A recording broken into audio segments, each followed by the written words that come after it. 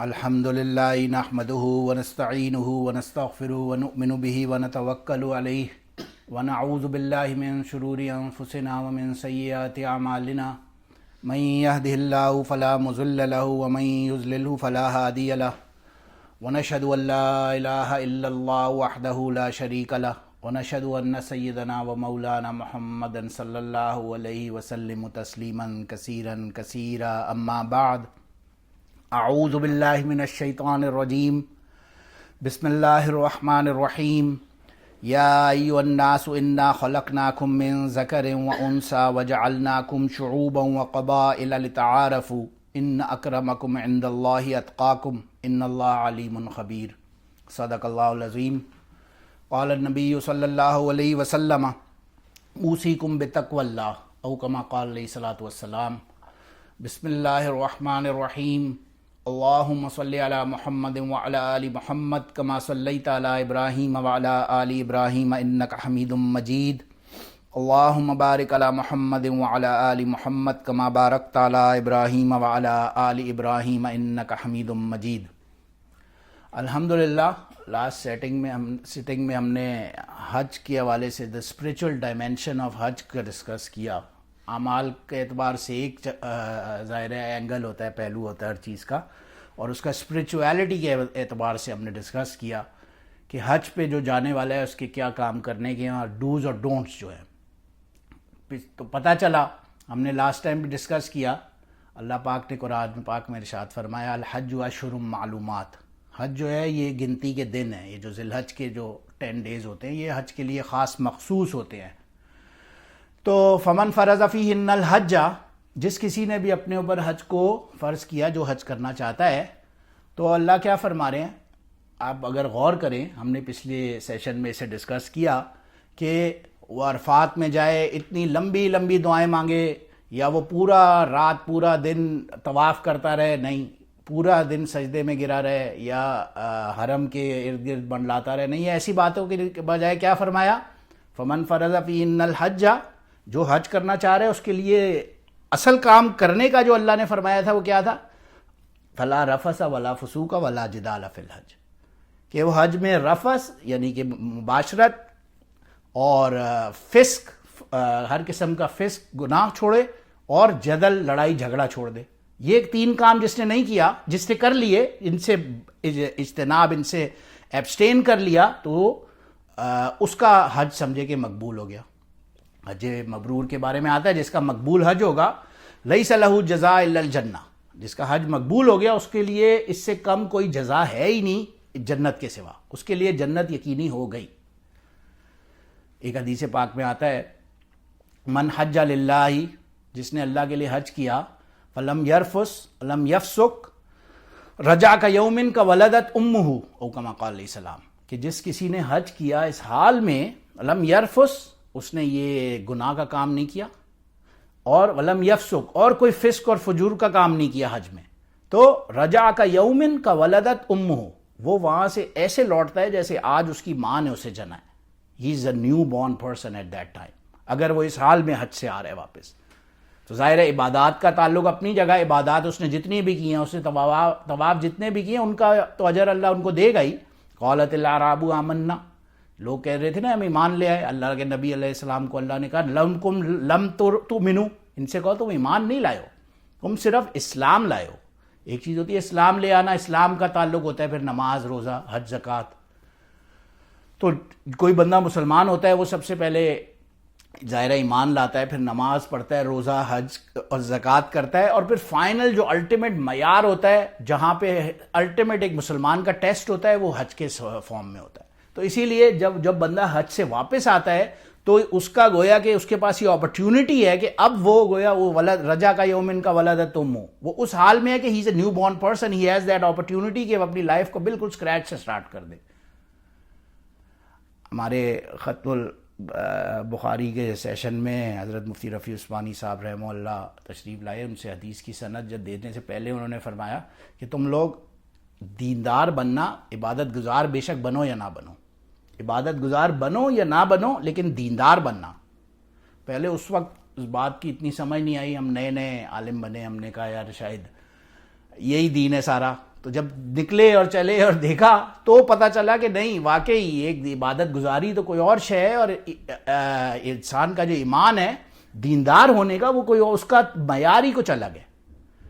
اسی لیے یہاں پہ ہم نے کیا فرمایا، اللہ سبحانہ و تعالیٰ نے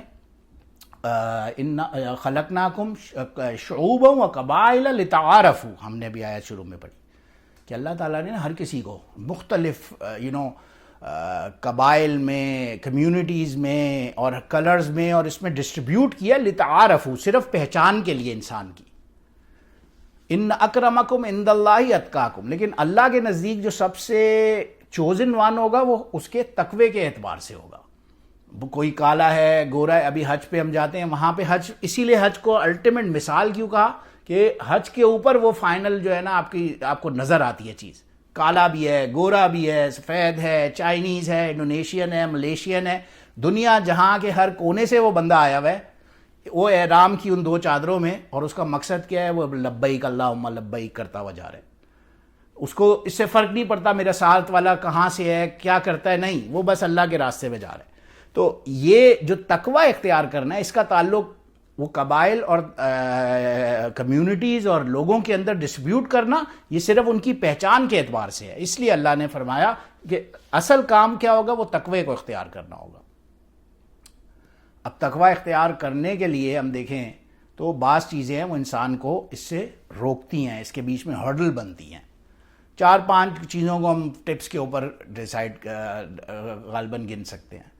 سب سے پہلی چیز اگر غور کریں جو انسان کو تقوی حاصل کرنے سے روکتی ہے، چاہے ہم حج سے آئے ہیں، حج سے نہیں آئے ہیں، یہ چیزیں سب کے اوپر اپلیکیبل ہوتی ہیں، بالکل یونیورسلی ایز اٹ از. پہلی چیز جو انسان کو اس کا تقوی اختیار کرنے سے روکتی ہے، وہ اس کی اپنی دینداری ہے. اس کی اپنی دینداری ہے کہ میں تو اتنا بڑا عالم ہوں، میں تو اتنی نمازیں پڑھتا ہوں. اس کو اپنے ہی نیکی کے اوپر گویا کہ جو ہے نا تکبر آ جاتا ہے.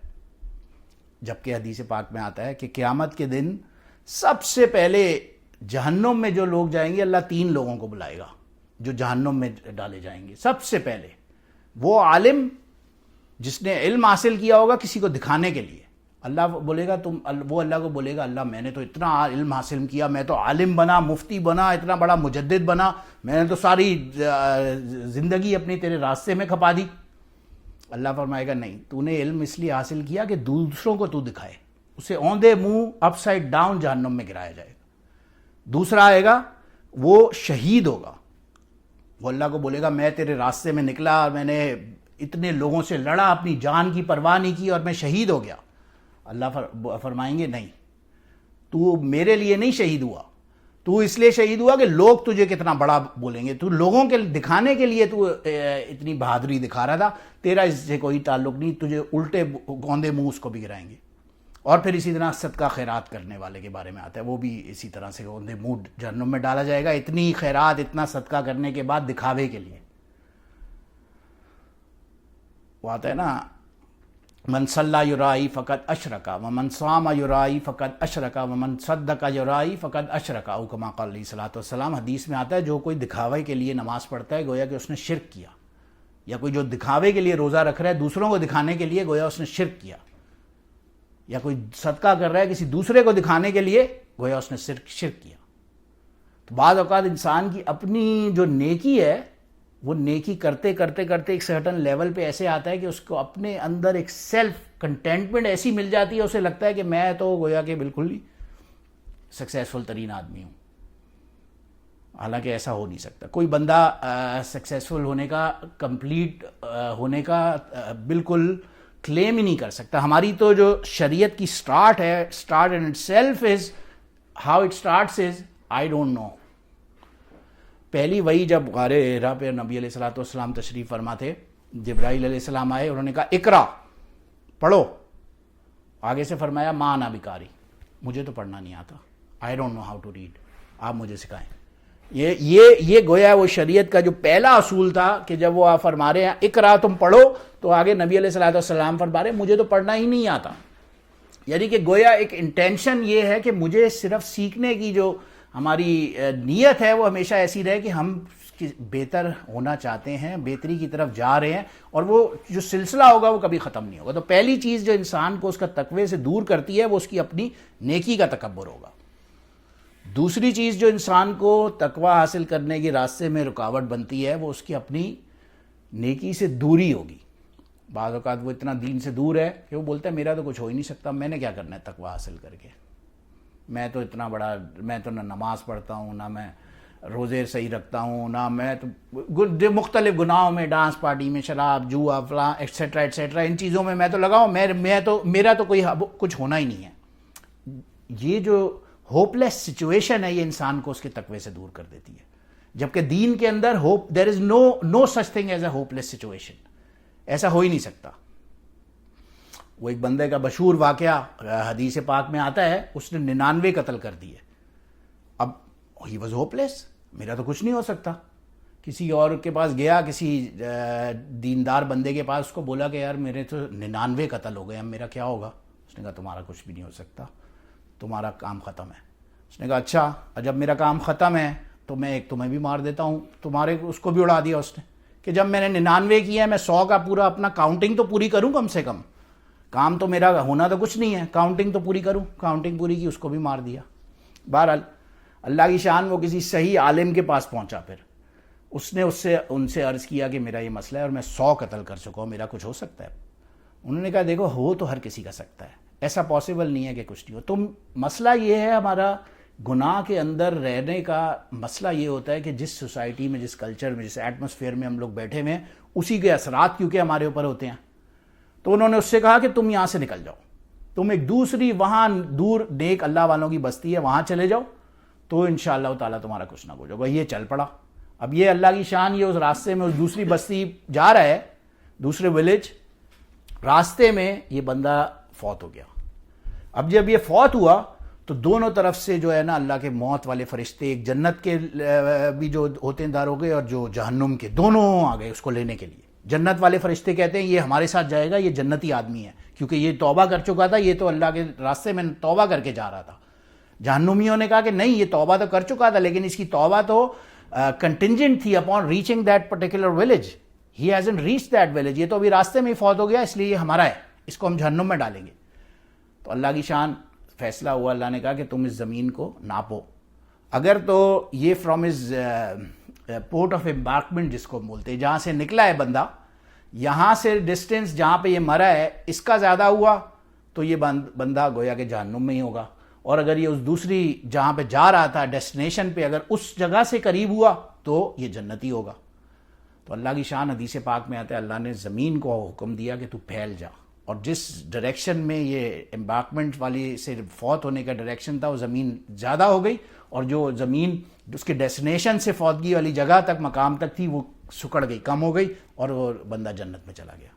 تو توبہ کے لیے it's never too late, it's never too late. تقوی حاصل کرنے میں جو رکاوٹ بننے والی چیزیں ہیں وہ اسی طرح کے ہمارے اپنے گمان اور اشکالات ہیں، ہمارے اپنے خیالات ہوتے ہیں، ہماری اپنی انر کانشس ہوتی ہے جو ہمیں اس چیز سے روکتی ہے. اللہ کا شکر ہے الحمدللہ سب مسلمان ہیں، نماز پڑھتے ہیں، روزہ رکھتے ہیں، حج پہ جا رہے ہیں، آ رہے ہیں، زکوٰۃ بھی دے رہے ہیں، خیرات بھی کر رہے ہیں، قربانیاں بھی کر رہے ہیں. اللہ کا شکر ہے سب مسلمان ہیں. مسلمان ہونے کے اعتبار سے تو اللہ انشاءاللہ من کان آخر کلامی لا الہ الا اللہ دخل الجنہ، جو ایک دفعہ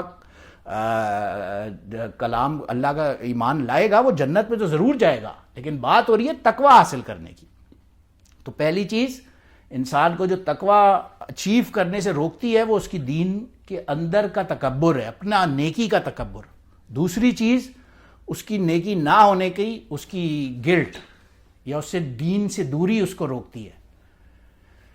تھرڈ چیز جو ہمیں تقوی حاصل کرنے سے روکتی ہے یا دور کرتی ہے وہ انسان کی اپنی جو نعمتیں ہیں ان کی ناشکری ہے، ان کی ناقدری ہے.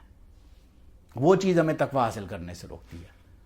ویسے تو اللہ نے ہمیں اتنی ساری نعمتیں دی ہیں، ظاہر ہے آنکھ، کان، ناک، یہ سب ایک ایک چیز، یہ جو سانس ہم لے رہے ہیں، آکسیجن، یہ ایک ایک چیز اللہ کی دی ہوئی نعمت ہے بظاہر.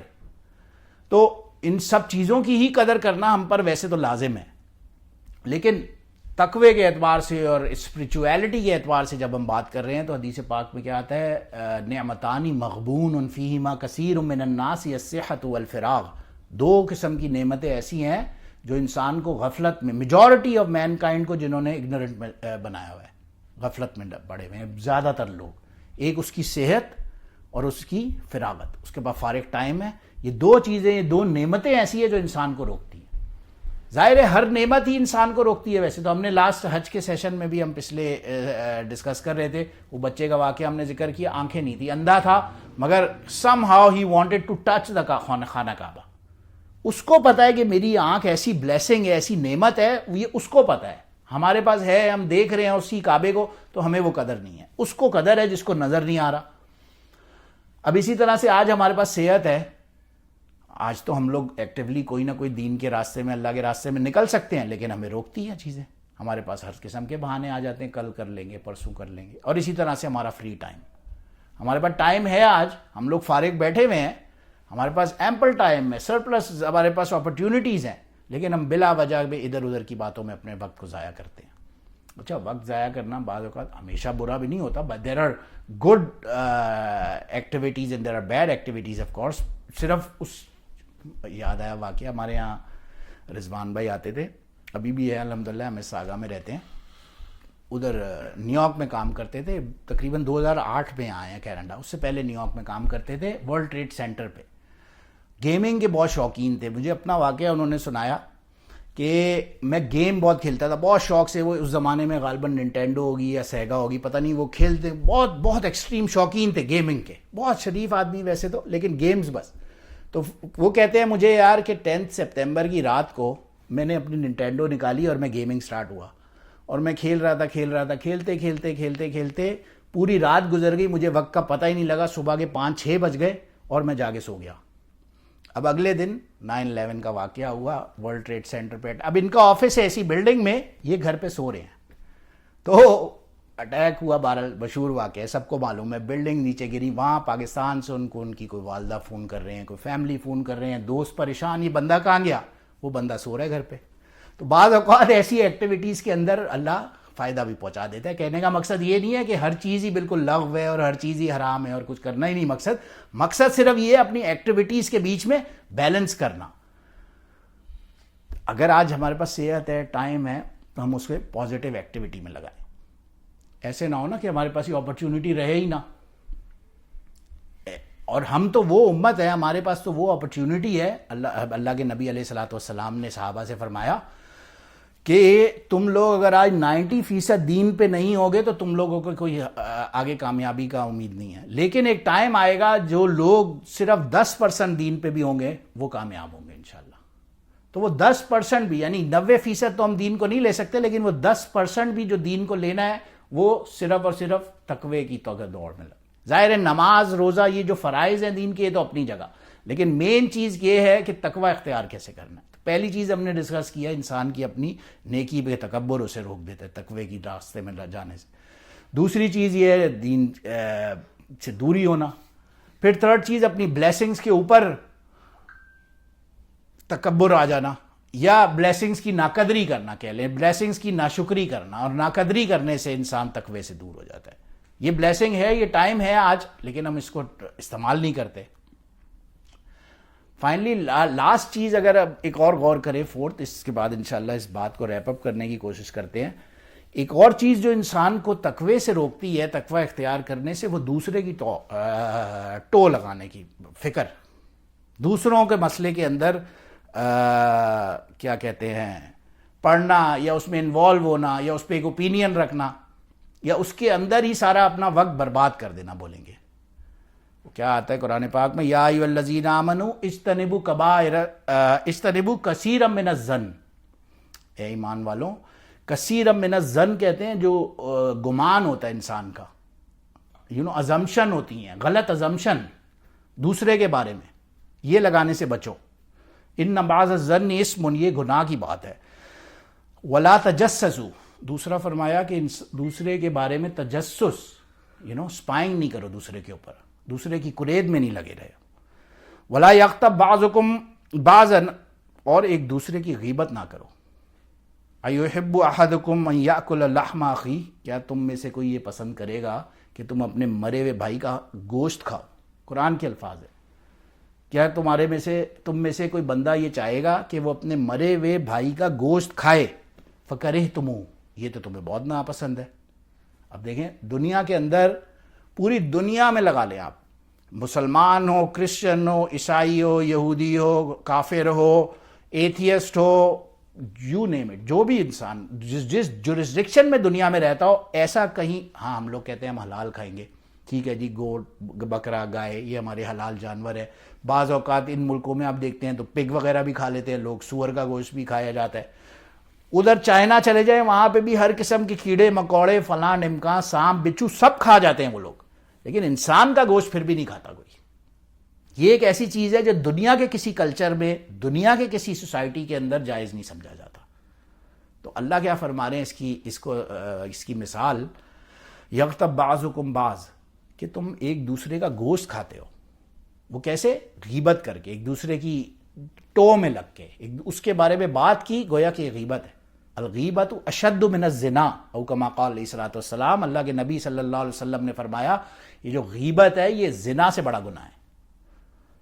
اتنا بڑا گناہ اللہ کے نبی علیہ السلام فرما رہے ہیں، ہمارے لیے عام بات ہے، عام، ہمارا پورا دن انہی چیزوں میں نکل جاتا ہے. سپائنگ نہ کرو دوسرے پہ فرمایا، غیبت نہ کرو، اور ایک دوسرے کا غیبت کرنے سے اللہ کے نبی صلی اللہ علیہ وسلم نے مثال دی جیسے کہ آپ اس کا گوشت کھا رہے ہو. اور دوسرا فرمایا کثیرا من الظن، دوسرے کے بارے میں گمان نہ کرو. خود ہی اپنی ایک اسپیکولیشن ہے ہماری، خود ہی اپنی دوسرے کے بارے میں ایک اسپیکولیشن ہے، جی فلاں آدمی تو یہ کرے گا، فلاں آدمی تو پورا ٹائم ہمارا جو ہوگا نا وہ ہماری اپنی اسی بحث میں، کانورسیشنز میں، اور ہمارا سارا ٹائم اسی چیز میں لگا رہے گا، وہ دوسرے کے بارے میں گمان کرنا، دوسرے کے بارے میں غیبت کرنا. اب ظاہر ہے جہاں پہ بیٹھیں گے، جب ڈسکشن ہوگی، گپ شپ لگے گی، تو وہ تو اسی بارے میں ہوگی. کتنی دیر آج کل کے زمانے میں، کتنی دیر کوئی اللہ رسول کی بات کرے گا؟ کرنی تو اللہ معاف کرے، اللہ معاف کرے، اصل کرنے کا تو مقصد صرف وہی ہے. لیکن جہاں دنیا کے اندر کوئی 2 لوگ یا 4 لوگ بیٹھیں گے اکٹھے، کتنی دیر وہ کوئی پروڈکٹیو یا اچھائی کی بات کر لیں گے؟ 10-15 منٹ، 20 منٹ، آدھا گھنٹہ میکس. اس کے بعد الٹیمیٹلی ان کے ٹاپک کے اندر، کانورسیشن کے اندر کوئی نہ کوئی دوسرا آئے گا. اب اس کے بارے میں آپ اسپیکولیٹ کریں گے، گمان، اس کو جانتے ہیں نہیں جانتے ہیں، بہرحال اس کے بارے میں اسپیکولیشن. اور ٹو لگانا دوسرے کو، وہ اتنا امپورٹنٹ ہے، ہر چیز کے اندر اتنا امپورٹنٹ ہوگا کہ اس سے زیادہ ضروری گویا کہ ایک چیز دنیا میں کوئی ہے ہی نہیں. وہ لطیفہ یاد آیا، وہ سنا ہے نا، ایک مولوی صاحب ہوتے ہیں کہیں، ان کے پاس ایک طوطا ہوتا ہے. وہ طوطا جو ہے نا وہ ہر کسی کو گالیاں دیتا ہے، جو کوئی بھی گزر رہا ہوتا ہے نا وہاں سے، اس کو گالیاں دے رہا ہوتا ہے، تمہاری یہ، تمہاری وہ، ہر قسم کی بڑی بڑی گالیاں اس طوطے کو رٹی ہوئی ہوتی ہیں، اور وہ ہر کسی آئے گئے جو بھی وہاں سے پیڈسٹرین جا رہا ہے اس کو گالیاں دے رہا ہے. اب اس مولوی صاحب کا ایک نیبر تھا، وہ وہاں سے جا رہا ہے، وہ جس دن بھی وہاں سے کراس ہوتا ہے یہ طوطا شروع، تمہاری یہ، تو اس کو گالیاں دے رہا ہے. اب وہ صاحب جو ہیں وہ 1 دن 2 دن 4 دن، روز کا یہی معمول ہے. وہ بڑا غصے میں ایک دن آئے، اس مولوی صاحب کے پاس گئے، بہت غصے میں کہ یہ جو ہے نا دس از لمٹ. اب اگر اس طوطے کو تم نے نہیں سمجھایا، اس کو سمجھاؤ، اس کو اپنی زبان بند رکھے، اب اگر یہ باز نہیں آیا تو میں اسے ذبح کر دوں گا، اس کو میں مار دوں گا، اس طوطے کو تمہارے. بہرحال اس نے، مولوی صاحب نے کہا آپ فکر نہ کرو، میں اس طوطے کو سمجھاؤں گا، یہ اب آپ کو گالیاں نہیں انشاءاللہ دے گا، یہ پیرٹ جو ہے نا بالکل آپ کو گالیاں نہیں دے گا. اگلے دن اب وہ صاحب وہاں سے نکلتے ہیں اور وہ ادھر سے ہی کراس ہونے لگتے ہیں، تو وہ جو پیرٹ ہے، جو طوطا ہے، وہ ان صاحب کو دیکھتا ہے اور دوسری طرف منہ کر لیتا ہے. اور یہ صاحب آگے جا رہے ہیں، آگے جاتے ہیں تو انہیں خیال آتا ہے یار یہ کیا ہے، اس نے مجھے کچھ بولا نہیں. تو یہ پیچھے مڑ کے دیکھتے ہیں اس طوطے کو، تو وہ طوطا کہتا ہے سمجھ تو گیا ہی ہوگا. بات یہ ہے، کہنے کا مقصد یہ ہے کہ اتنا زیادہ، وہ کہہ رہے ہیں نا کثیر من الظن، اتنا زیادہ گمان، ہر کسی کے بارے میں اتنا زیادہ پرسیو کرنا ہے ہر چیز کو، کہ وہ بھائی اب نئی گالیاں نہیں دی، جان چھوٹی، معاملہ ختم ہوا تو بھی چین نہیں ہے. اب مڑ کے دیکھتے ہیں کہ بھائی اب کیا گالیاں نہیں دے رہا تو کیوں نہیں دے رہا، وہ اس پہ بھی اعتراض ہے. تو بہرحال اللہ پاک ہمیں سمجھنے کی توفیق عطا فرمائے. مین چیز از حج ہو، یہ سب کچھ سب اپنی جگہ، لیکن مین چیز انشاءاللہ جو حاجی حضرات ہیں، اللہ اب توفیق عطا فرمائے، ہمیں بھی حج کی اور عمرے کی سعادت عطا فرمائے، اور ان سے ہم ظاہر خصوصی دعاؤں کی درخواست ہی کر سکتے ہیں کیونکہ ظاہر ہے جو بندہ گناہوں سے پاک آیا ہو اس کا جو مقام ہوگا دعا کا وہ تو ظاہر ہے ہمارا نہیں ہوگا. لیکن اب یہ تقوی اختیار کرنا کیسے ہے, مین چیز اس کے اوپر کنکلوڈ کرتے ہیں بات کو. تو تقوی اختیار کرنے کے لیے ایک چھوٹی موٹی چند کی پوائنٹس ہوتے ہیں. ایک چیز کیا فرمائی,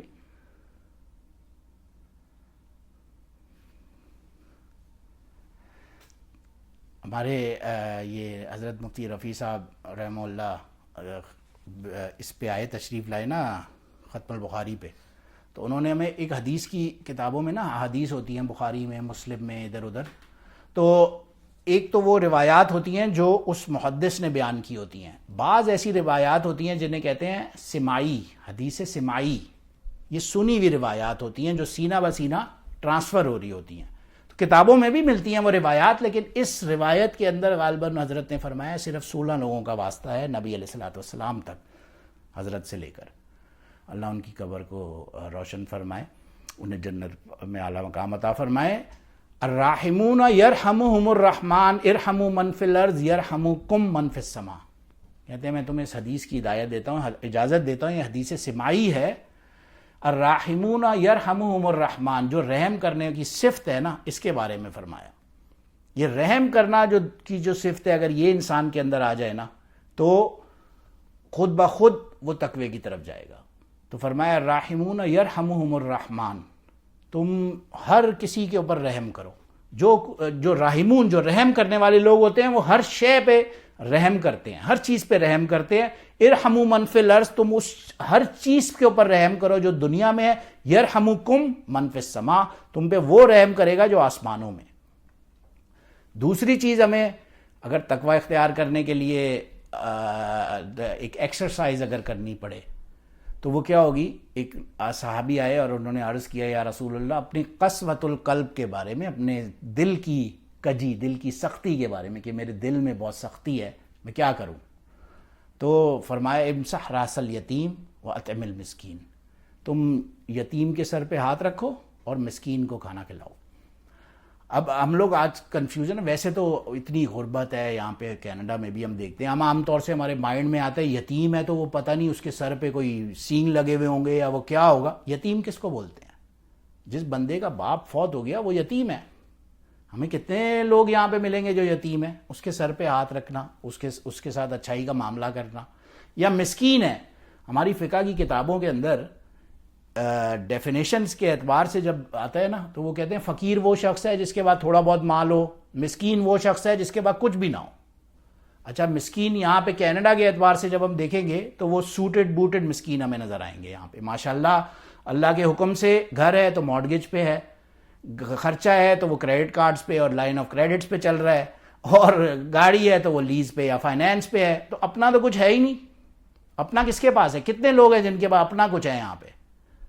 تو گویا اس کو کھانا کھلانا بھی, مجھے اللہ سے امید ہے, اللہ سے گمان ہے, گویا اس کو بھی کھانا کھلانا, اس کا بھی نوالا اس کے منہ میں بھی ڈالنا, اللہ اس پہ اجر دے گا. تو یہ دینے کی جو صفت ہے یہ ہمیں اپنانی چاہیے. اور دوسری چیز لاسٹ بٹ ناٹ لیسٹ, ایک دوسرے تقوی اختیار کرنے کے لیے ایک بہت ضروری جو اینگل ہے وہ یہ ہے کہ انسان دوسرے کے اوپر ڈپینڈنٹ رکھنا چھوڑے. ہم نے بات کی نا آپس میں اتنا ٹائم ہے, بحث مباحثہ اور اسی کے اندر اور فضول چیزوں میں سارا ٹائم لگ جاتا ہے. امام شافعی رحمہ اللہ کی اس نصیحت کے اوپر اس بات کو ختم کرنا چاہیے. فرماتے ہیں اذا المرء افشى سره بلسانه ولام علیہ غیرہ فهو احمق, وہ انسان جو خود بخود اپنا ایک راز ہے, اپنے دل کی کوئی بات ہے, وہ خود کسی کو بتاتا ہے, خود سے بتاتا ہے کسی کو, پھر جب وہ بات پھیلتی ہے ادھر ادھر نکلتی ہے نا تو دوسروں کو ملامت کرتا ہے. لام علیہ غیر, دوسرے کو برا بھلا کہہ رہا ہے, فلاں کو برا بھلا کہہ رہا ہے, دوسرے پہ بلیم گیم کر رہا ہے. فہو احمق, امام شافعی فرماتے ہیں یہ بندہ احمق ہے. اذا ذاک صدر المرء عن سر نفسه, جب کسی انسان کا جو اپنا سینہ ہے, اپنا چیسٹ ہے, وہ خود ہی اتنا اسٹریٹنڈ ہے, ٹائٹنڈ ہے, یا اتنا کم ہے مضبوط کہ اس کے اندر اس کا اپنا راز جب وہ رکھنے کے لیے قابل نہیں ہے وہ بندہ خود, تو فصدر الذی یستودع المرء, تو وہ آدمی جس دوسرے کو تم نے اپنی کوئی بات بتا دی ذیق اس کا صدر اس کا سینہ تو اس سے زیادہ تنگ ہوگا, اس سے زیادہ نان ایکسیپٹیبل ہوگا تمہاری کوئی بھی بات لینے میں. اچھائی ہے تو وہ جیلس ہوگا یا حسد کرے گا آپ سے یا کینہ رکھے گا دل میں, اور اگر کوئی برائی ہے تو اس پہ خوش ہوگا. تو بہرحال اللہ پاک ہمیں سب سمجھنے کی توفیق عطا فرمائے اور صحیح معنوں میں تقوی اختیار کرنے کی توفیق عطا فرمائے, اور فالتو جو لایانی باتیں ہیں جو بالکل ہمیں کنسرن نہیں ہے جس سے, ان سے ایبسٹین کرنے کی توفیق عطا فرمائے. وہ کہتے ہیں نا, I don't walk away to teach people a lesson, I walk away because I have learn mine.